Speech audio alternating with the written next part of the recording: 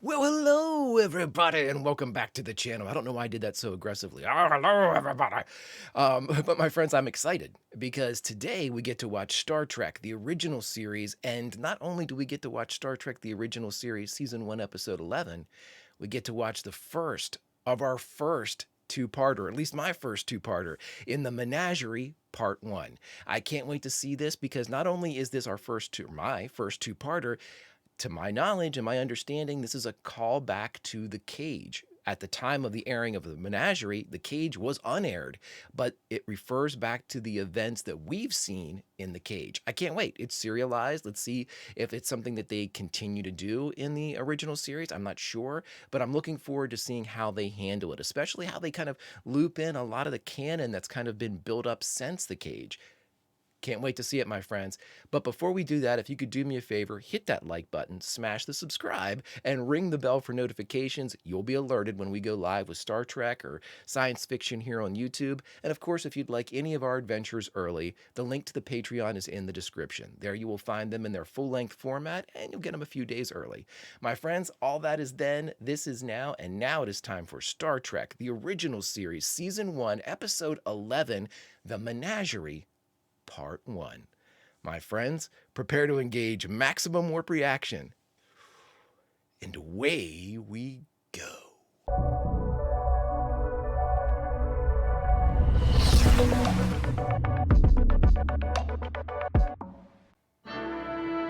Look at that beauty.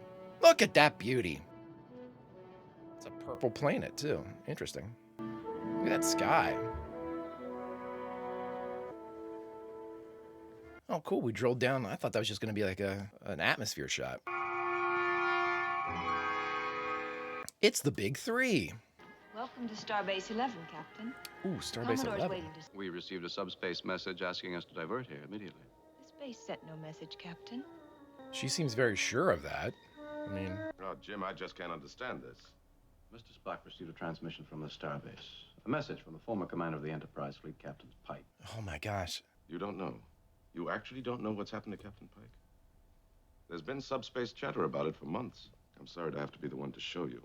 He's upstairs in the medical section. This must be right after the chair, or the... Let's see how they explain it, because I'm not going to bring Strange New Worlds into this. I want to see how they explain it. I took over the Enterprise from Spock. Served with him for several years. 11 years, 4 months, 5 days. 11 years. Inspection tour of a cadet vessel. Old Class J starship. One of the baffle plates ruptured. The Delta rays? He went in, bringing out all those kids that were still alive. Just wanted you gentlemen to be prepared. Ah, this kind of chokes me up. Dear God.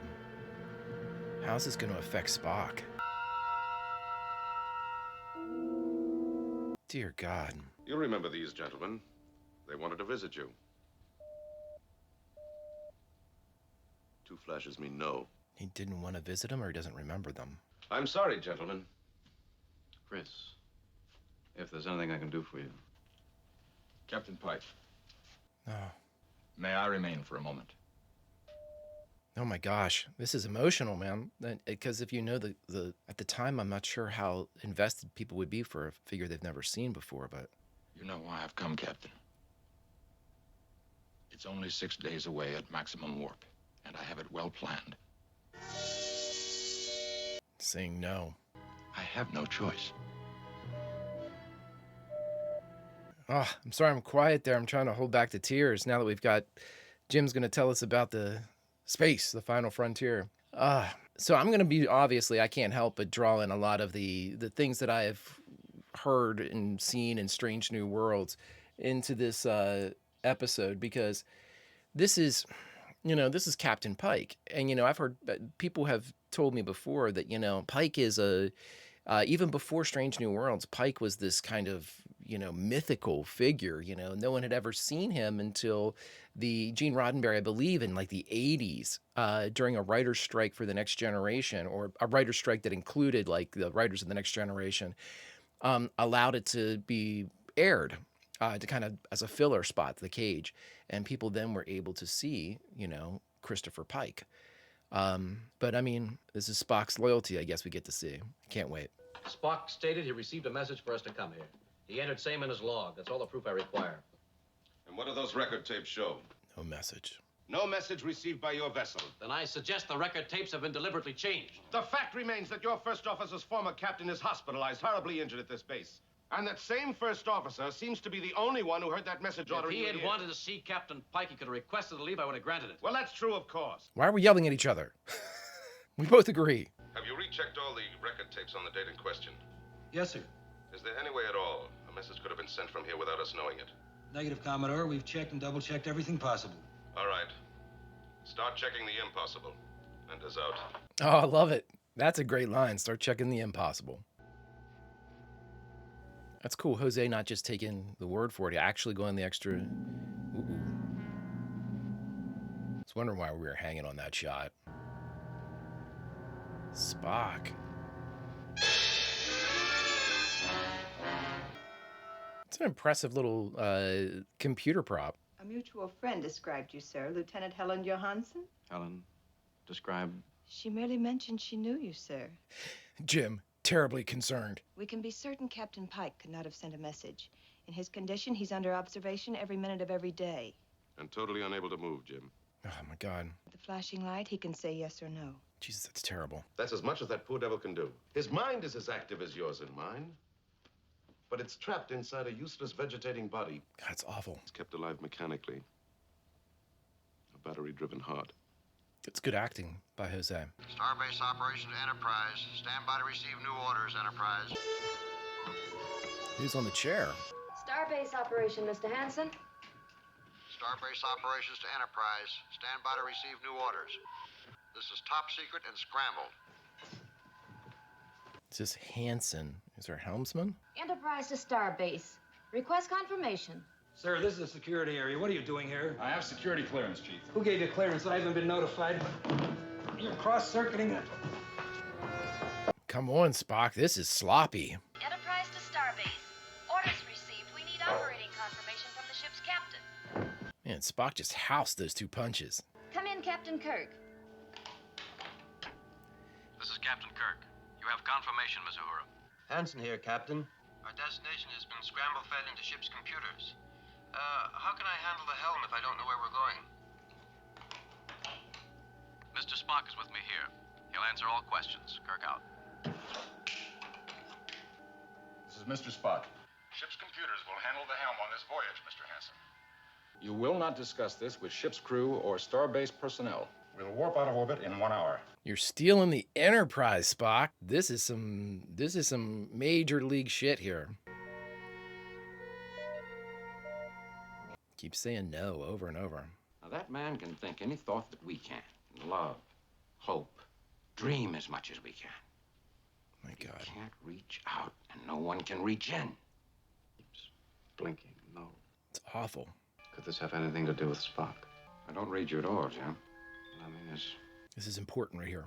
either a message was received.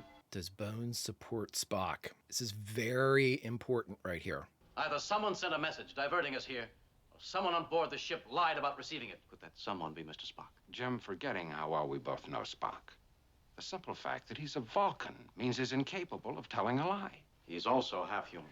And that half is completely submerged. He would not make a false entry. There's a false entry in the log right now which doesn't jibe with the established facts. How do you explain that? I can't, but to question Spock of all people. Me, yes. I could run off half-cocked given a good reason. So could you, but not Spock. Dr. McCoy. Bones. Bones! Somebody he has always been headbutting with. That's all we have on it, Doctor. Just needed aboard. Bones stood up for him. Oh, I love that. I'll beam up and let you know, Jim. That's one thing about Bones. He and Jim or he and Spock can go at it. And then, a scene later, he's just like, sorry, I got upset. For eyes of Starfleet Command only. Talos 4. General Order 7, no vessel under any condition, emergency or otherwise, is to visit Talos 4. And to do so is the only death penalty left on our books. Only Fleet Command knows why. Death penalty. Holy shit. But it does name the only Earth ship that ever visited the planet. The Enterprise. Piper, what do you know? With a half-Vulcan science officer named Spock. Commodore! Captain Pike, he's gone. Starship Enterprise, Commodore. It's warping out of orbit. Refuses to acknowledge our signal. Oh my God, they left Jim. I didn't realize they were gonna leave Jim. No navigator. Someone's trying to hail us, sir. Maintain radio silence, Lieutenant. She's gonna listen to those hails though. Per Starfleet orders, this date, I've been placed in temporary command of the Enterprise. Wow, Spock going all in. Starbase Command has assigned Captain Kirk medical rest leave until our return. His instructions are that you will obey my orders as you would his. Jesus, Spock. Jesus, this is treason. Doctor, I regret they elected to keep certain things from you. Will you come with me, please? Wow, Spock doubling down on the lies. This is crazy. What is this, Spock? Captain, are you all right? Oh, this is Christopher Pike. I'm recording you this message, Bones, so there'll be no misunderstanding. I'm sorry to have to make it an order. You are not to disturb Captain Pike with any questions. Simply take good care of him. Follow Spock's instructions to the letter. Kirk out. Wow. Wow. Spock has been planning this.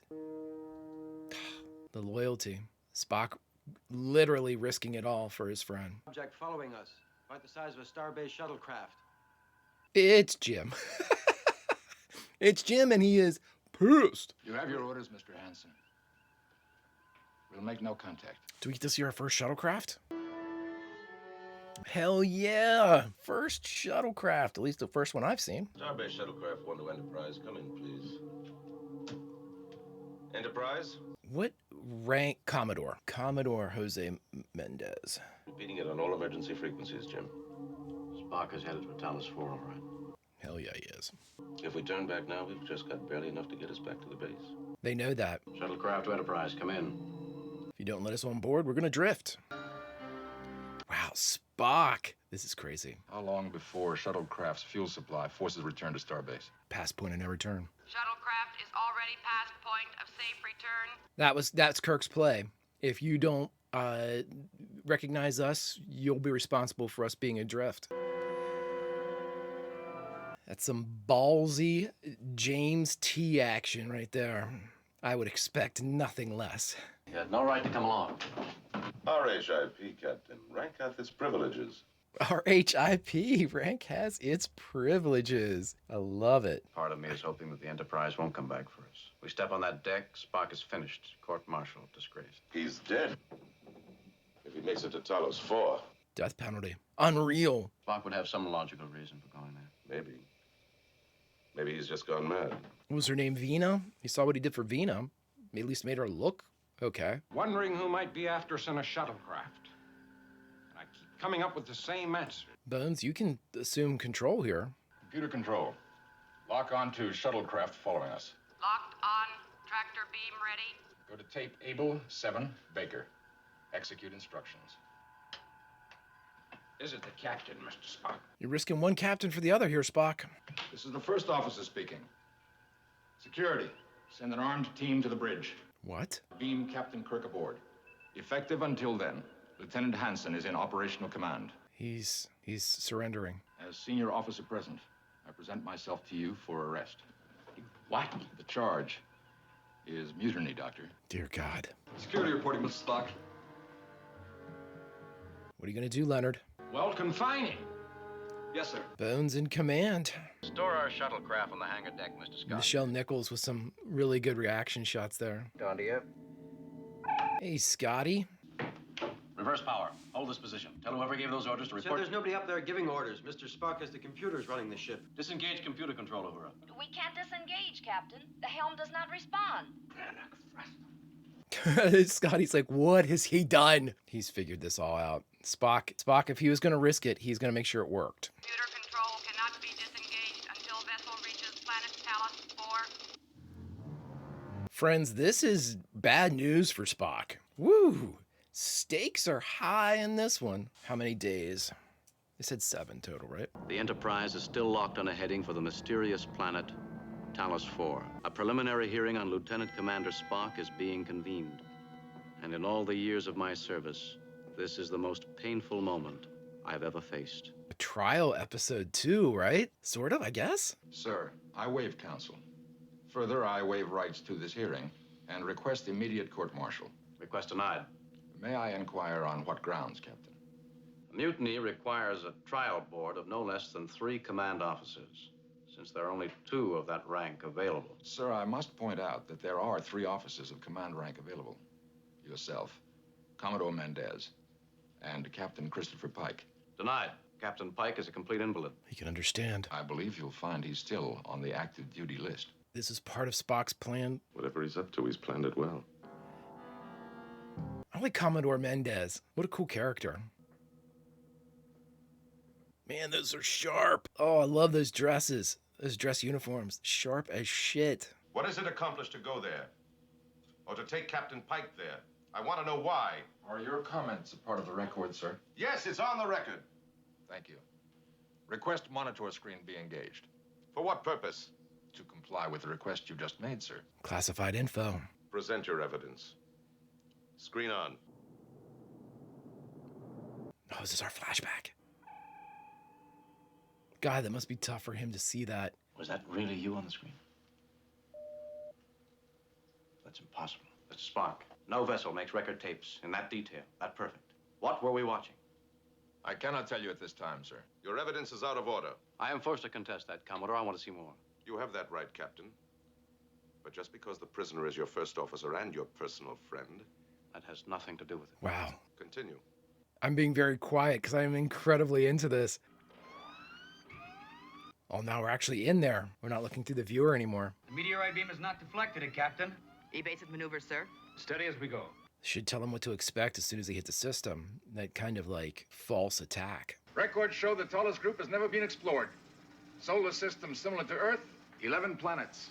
11. Continue on to the Vega colony and take care of our own sick and injured first. Woo! I still think that's brutal, Chris, but... Meanwhile, at the yacht club. Yeah, they're directly pulling this stuff. Time for a martini. The devil are you putting in there, Ice? Who wants a warm martini? Wonder what happened to boys. What's been on your mind, Chris? The fight on Rigel 7? Wow, they're going like full into this. Man either lives life as it happens to him, meets it head on and licks it, or he turns his back on it and starts to wither away. We said it once, we'll say it again. Get busy living or get busy dying. I think Spock is taking that decision into his hands in this episode. There are crash survivors on Tellus. I'm starting to think that the production crew needed to have 2 weeks off. We've got a whole episode in here. So this is cool. I mean, they're showing basically most of the episodes so far. Mr. Spock, I'm truly amazed at your technical prowess in somehow manufacturing all this. Hell yeah. I congratulate you on your imagination.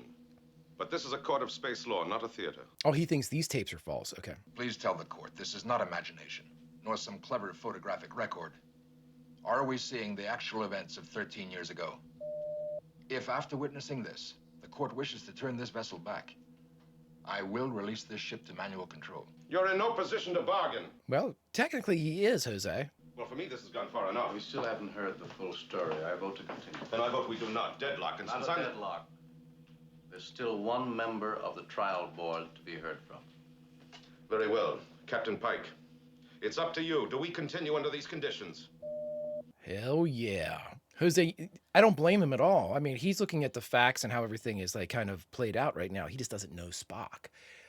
Both, Pike and Kirk know Spock. A little information on this planet. We'll have to leave the ship's most experienced officer here covering us. Of course, sir. I'm glad they put that in there. I'm glad they, made sure everyone was very aware of number one station and prowess. It's the intense humming that's concerning to me, Chief. Those jackets make them look like the 12-inch, action figures. I don't know why. They're, unconstructed. The jackets are, seem like they're very loose in their tailoring. Still wowed by the sets. Always will be. Man, this is just like a replay of The Cage. This is almost like one of those, like the sitcoms used to do these, once every couple seasons, it would be like, hey, remember when we used to do that? And then this, and it'd be just flashbacks of old episodes. I'm catching that vibe from this. Even though it's a cool premise, Spock stealing Pike. Uh-oh, we're going to get a Pike, or we're going to get a Spock smile. Served 11 years with Pike. 11 years. It's a long time even for a Vulcan. I don't remember that shot. You forget how everyone was beat to shit from the Rigel encounter. I mean, they got patches on their neck and their hands are all... They're men. They're humans. Don't feel bad for them, everybody. They're not really there. I felt bad for them the first time I saw it. Record skips. She was born almost as we crashed. Oh, this is Inception. First off, how the hell are we supposed to see this in the tapes that Spock is, they're going through, that we're seeing it from POV from the Telosians. I like the idea. I know what they're going to do. They're going to use that ending shot where a fake Pike walked off with Vina, and that's going to be the shot where it's like, you know, Pike's okay. He's able to be himself. I'm kind of curious how they're going to, like, because Jeffrey Hunter did not come back for this episode, I don't believe. I'm curious. We'll see what they do. Prime specimen.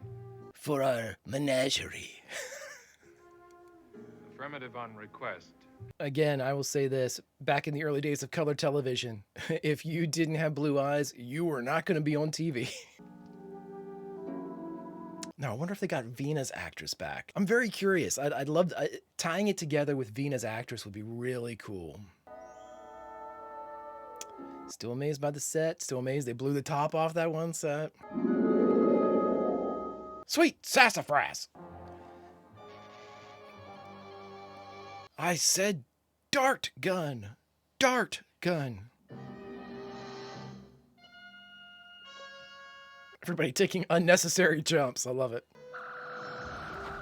I like the old garden hose phasers.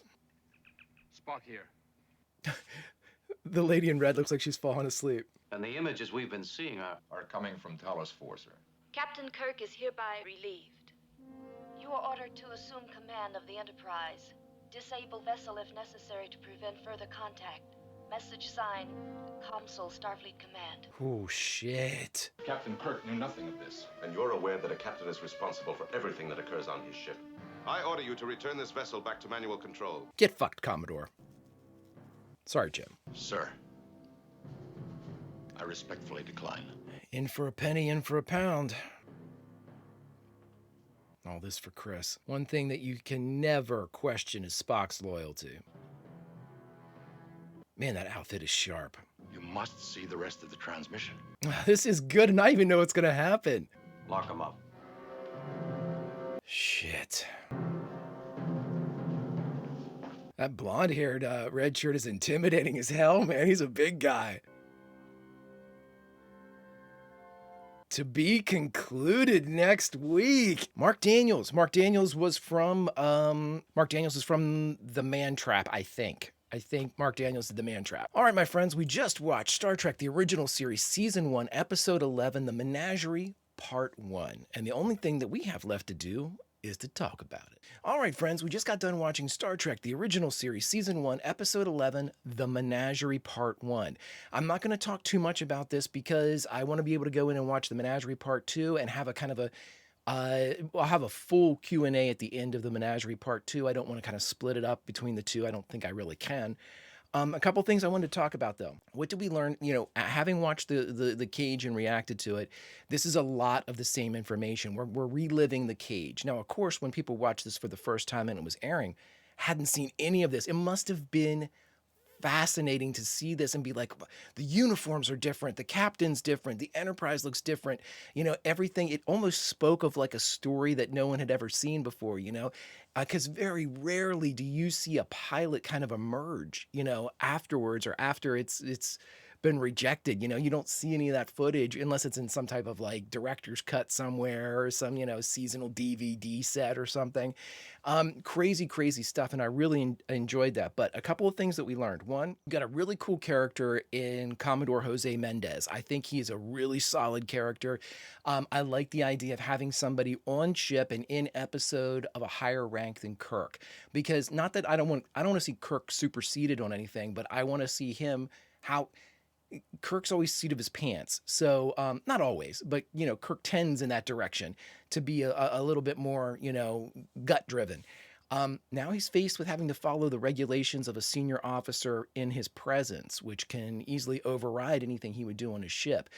We've seen in other Star Trek vehicles and other Star Trek properties that normally a superior officer doesn't assume command of a ship that they're on, and they leave the workings of the ship in the actual commander.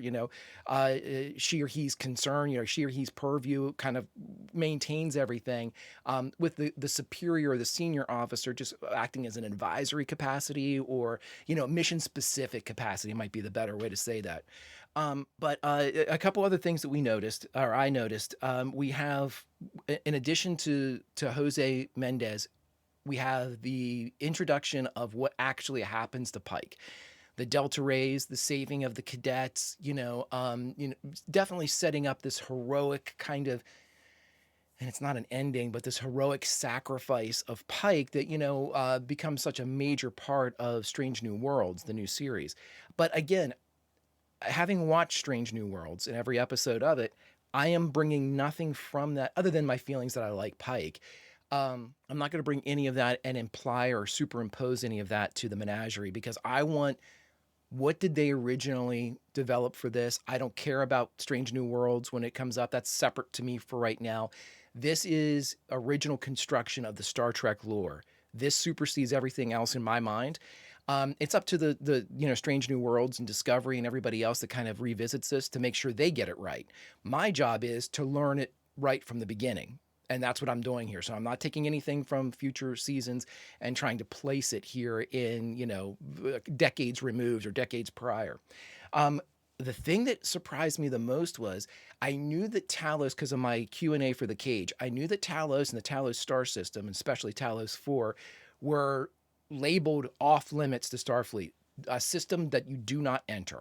I don't know if they put up those buoys or it was just general understood information passed along from Starfleet, but to enter this bad boy is, definitely they don't want this. They want anybody going into Talos. What I didn't know was it's under penalty of death. I mean, you never hear about Starfleet having the death penalty. I've never heard about it.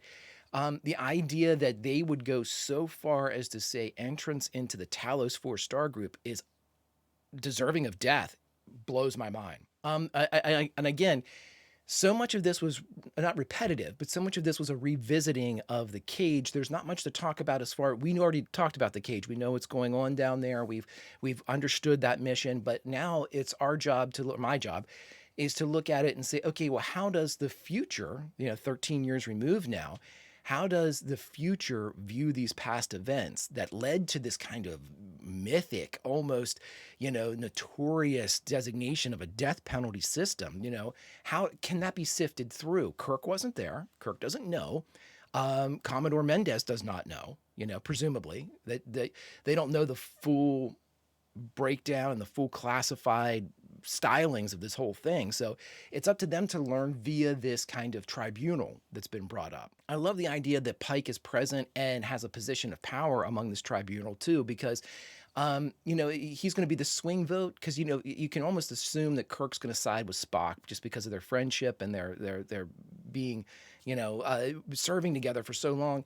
And the Commodore is not a bad person at all. The Commodore's following the rules of the day, the rules of Starfleet, and he doesn't know Spock. If he knew Spock, like I said during the reaction, I think this would be different. I think Jose would be much more apt to hear him out, to figure out, this can't possibly be Spock, blah, blah, blah. He has to have a reason, But again, Commodore Mendez doesn't know that, so he has to make sure that he defers to both Pike and defers to Kirk. They know him, but again, there's just too many broken rules coming up, and now he's been told by Starfleet to assume command and detain Kirk. I mean, there's a lot going on here with just the hierarchy of Starfleet. It's the first time we get to see kind of like this, this kind of presence being placed, and this presence being exuded and enforced upon the Starfleet and the Enterprise. The Enterprise is like a community, as an environment, have been separate. They've been ordered places and done stuff, but it's never, this is where the two have met for the first time in my book, where the rules and the workings of the Enterprise are in direct contrast to what Starfleet wants. Lovely stuff, my friends. A couple of the last things I'll mention is RHIP is awesome. Rank has its privileges. I'll be using that till the end of days. But the other thing I like too is this places a specific time period on both the action of the cage and our present action, and Spock's time with Pike. He over 11 years he served with Pike aboard the Enterprise, and the Talos 4 mission that we saw in the cage took place 13 years ago. I mean, that's a long time. That's especially for a human. And again, I know we're longer lived, in the future, but they haven't really addressed that so much. They haven't really said, humans live so much longer at this point. But again, 13 years is 13 years, and I know it's a different person, Jeffrey Hunter playing Pike, but, the hair's white. So obviously, Pike is aged even before the Delta Ray accident. So a lot of fun stuff going on here and a lot of absolute concrete establishment of Star Trek lore and canon. They're bringing in the past and saying, here's how everything is set up. Great, great stuff, my friends. All right, my friends. So thus ends Star Trek, the original series, Season 1, Episode 11, The Menagerie, Part 1. If you've stuck with me this long, do me a favor, hit that like button, smash that subscribe, ringy-ding-ding that bell for notifications, and you too will be alerted anytime we go live here on YouTube with any Star Trek or science fiction-related material. And as always, if you'd like it early, link to Patreon is in the description. But my friends, Q&A will have to wait. We will wait until the end of the Menagerie Part 2 to do a full Q&A on both sections and see exactly, what we've learned from this. There's probably some extensive Q&A stuff just because of the production decisions that they've made. But my friends, that is then, this is now, and now it's time for me to simply say, Vulcan roll, and I'll see you in Part 2.